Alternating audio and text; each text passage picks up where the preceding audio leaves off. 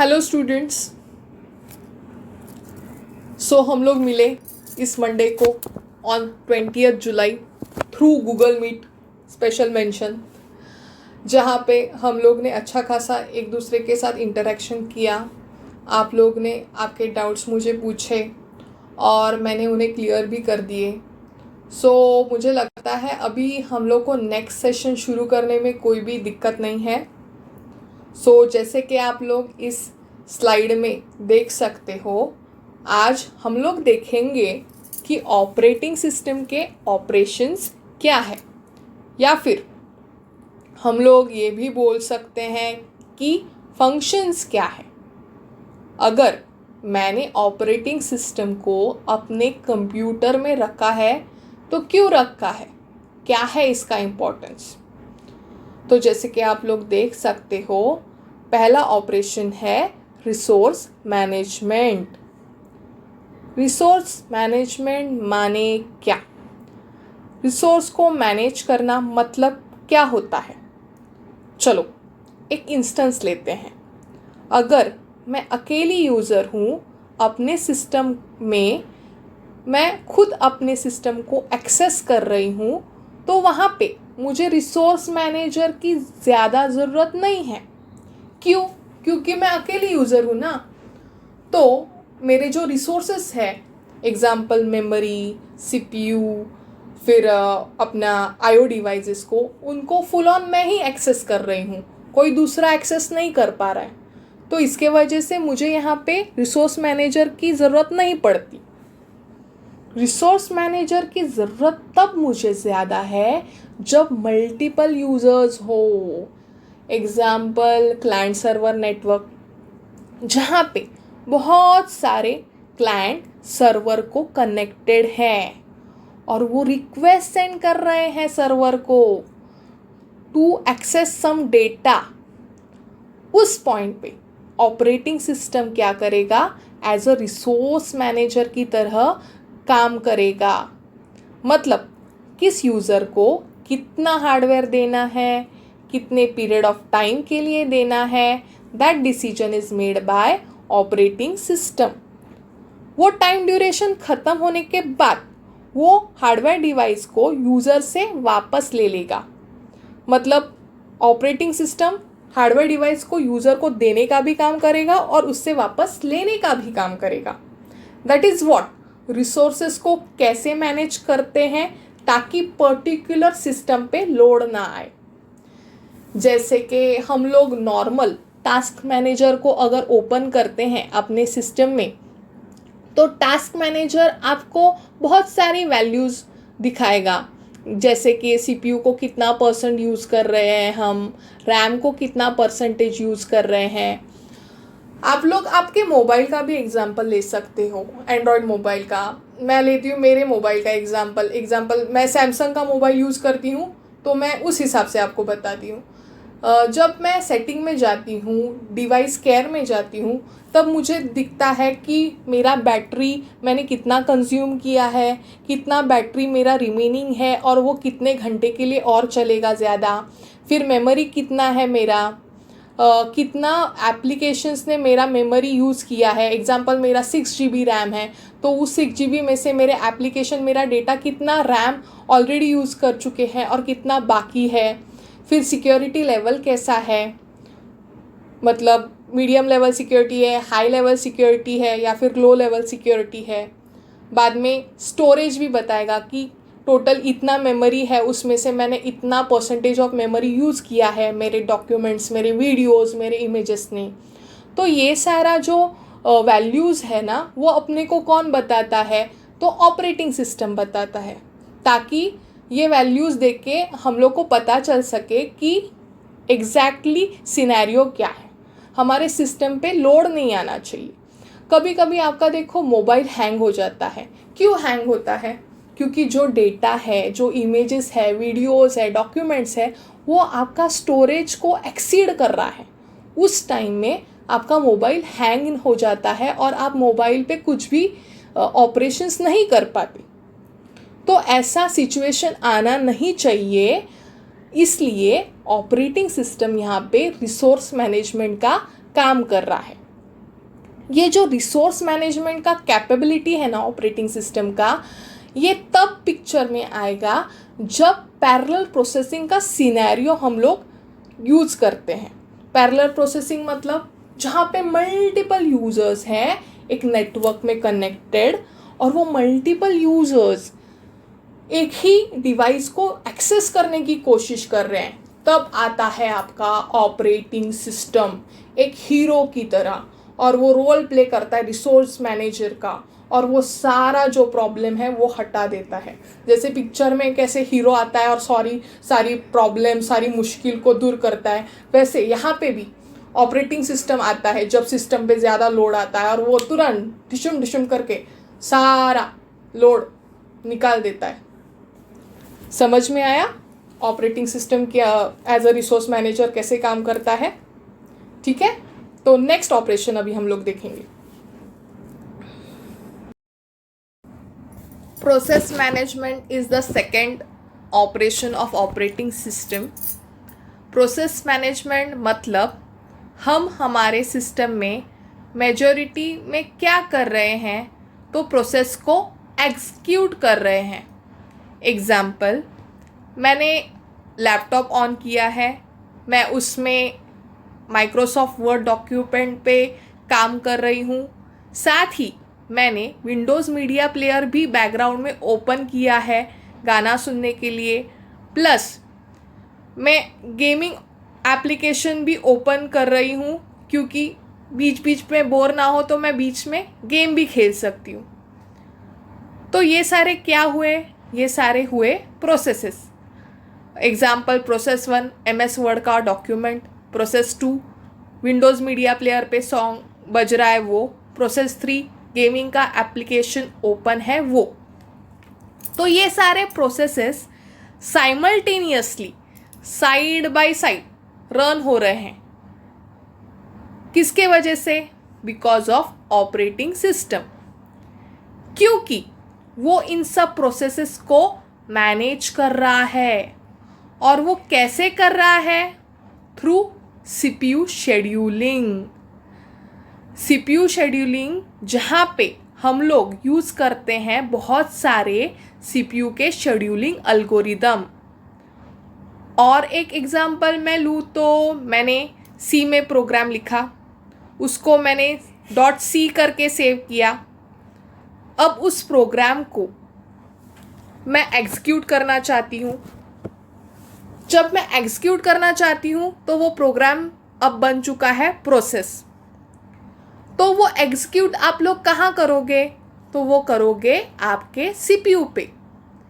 CPU पे कैसे करेंगे? CPU पे करेंगे थ्रू CPU शेड्यूलिंग।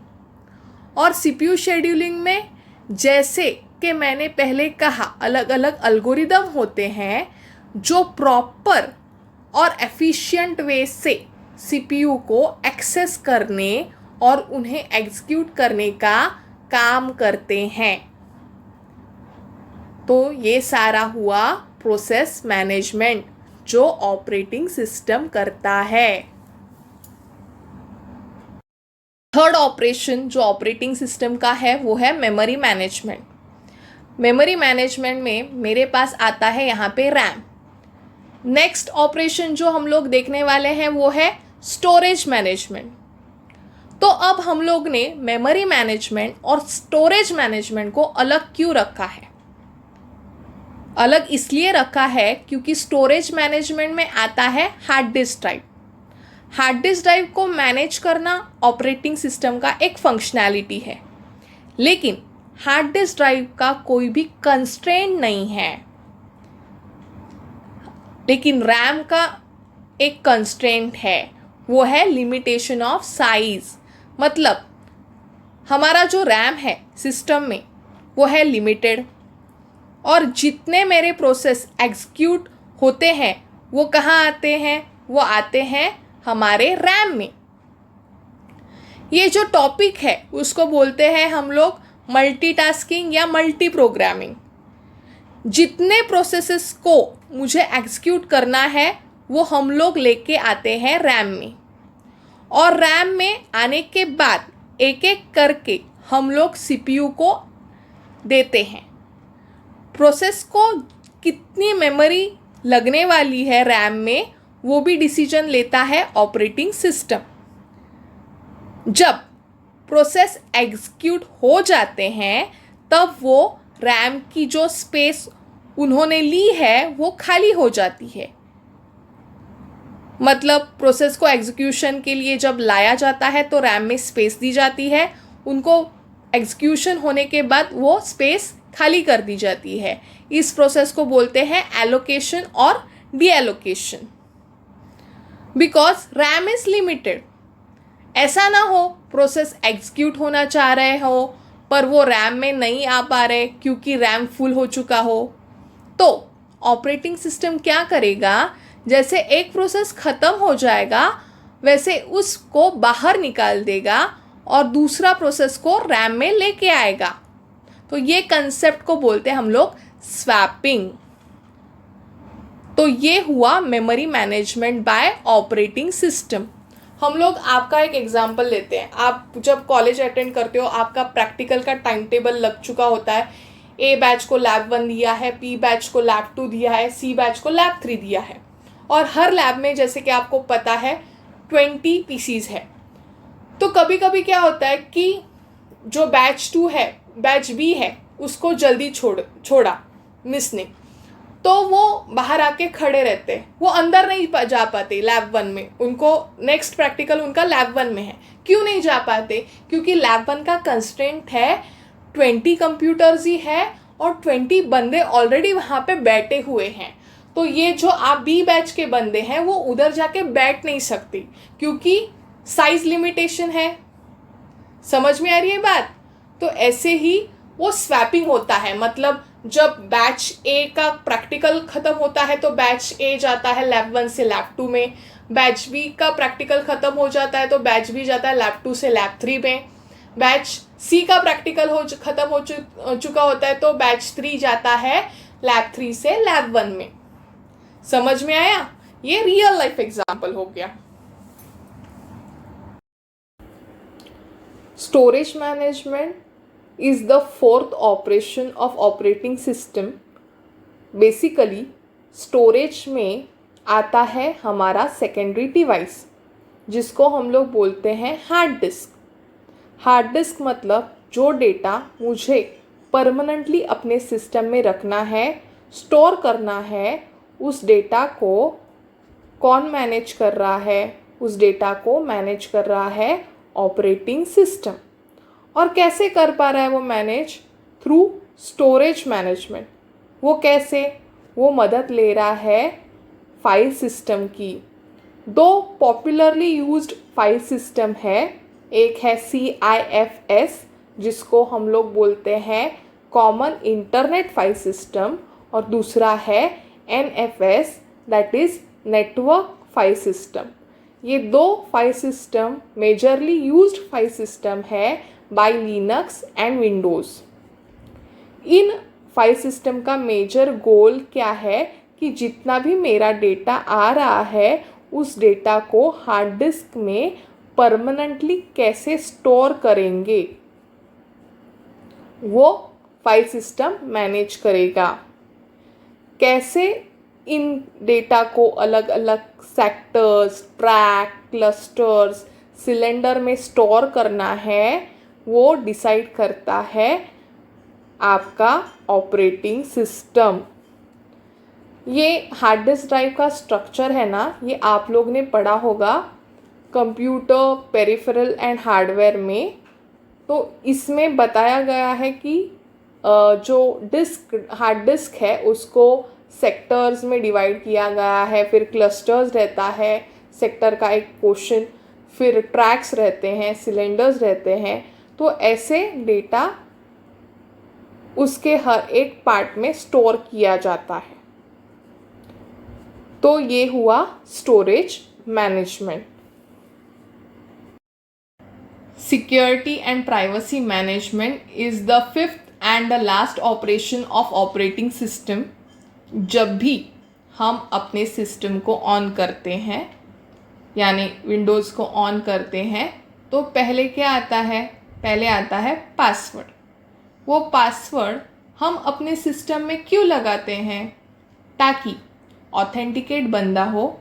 ऑथेंटिकेट मतलब जिस बंदे के पास प्रॉपर पासवर्ड हो वही वो सिस्टम को एक्सेस करना चाहिए। इसके लिए विंडोज़ एक सिक्योरिटी प्रोटोकॉल यूज़ करता है जिसको बोलते हैं हम लोग करबरोस सिक्योरिटी प्रोटोकॉल, KERBEROS, करबरोस। उस सिक्योरिटी प्रोटोकॉल को यूज़ करके विंडोज़ उस पासवर्ड को सिक्योर तरीके से अपने फाइल में रखता है ताकि कोई उसको एक्सेस ना कर सके। इसके अलावा जो रैम के अंदर जितने भी प्रोसेस एग्जीक्यूट करने के लिए आते हैं तो रैम उनको एक मेमोरी अलोकेट करता है। एग्जाम्पल हम लोग लेते हैं, दो प्रोसेस है, प्रोसेस 1 और प्रोसेस 2। प्रोसेस 1 को मेमोरी दी गई है 0 to 100, प्रोसेस 2 को मेमोरी दी गई है 101 to 200। मेमोरी एलोकेट होने के बाद ये जो मेमोरी एलोकेशन हुआ है प्रोसेस 1 को 0 to 100, ये प्रोसेस 1 का सेगमेंट हुआ। वैसे ही प्रोसेस 2 को जो मेमोरी एलोकेट किया गया है 101 to 200, ये प्रोसेस 2 का सेगमेंट हुआ। अगर कोई भी प्रोसेस अपने दिए गए सेगमेंट से बाहर किसी इंस्ट्रक्शन को कॉल करता है, एग्जाम्पल प्रोसेस 1 और प्रोसेस 2 रन हो रहे हैं लेकिन प्रोसेस 2 को प्रोसेस 1 के डेटा की ज़रूरत पड़ी तो उसने प्रोसेस 1 के डेटा को कॉल किया। ऐसे सिचुएशन में क्या होता है, दोनों प्रोसेस ब्लॉक हो जाती हैं। तो ये सिचुएशन अवॉइड करने के लिए ऑपरेटिंग सिस्टम करता क्या है, ऑपरेटिंग सिस्टम यूज़ करता है security and privacy management operation को, जिसके वजह से डेटा एक्सचेंज ना हो पाए प्रोसेसेस में और डेटा इंटरफेयर भी ना हो पाए। तो ये ऑपरेशन सिक्योरिटी एंड प्राइवेसी, ये दो चीज़ें अवॉइड करता है।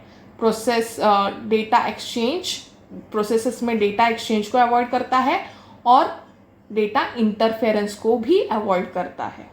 इसके वजह से जितने भी प्रोसेस रैम में हैं वो साइमल्टेनियसली रन होंगे, स्मूथली रन होंगे, कोई दिक्कत नहीं आएगी। तो ये हुए मेरे 5 इम्पॉर्टेंट ऑपरेशंस जो ऑपरेटिंग सिस्टम करता है। अगर आप देख सकते हो इस स्लाइड में, तो हर एक स्लाइड के ऊपर मैंने आइकन दिया है। अगर आप लोग ये आइकन भी मेमोराइज करते हो ना तो भी आपको सब समझ में आएगा। ठीक है, तो ये हुए हमारे important operations. So done and dusted for today's session. We'll continue with the first chapter in the next session and we will have a Google Meet on Monday, that is 27 July at sharp 10 a.m. Keep all your queries or doubts ready. Till then, be safe at home. Take necessary precautions. Maintain hygiene. So, chalo, see ya.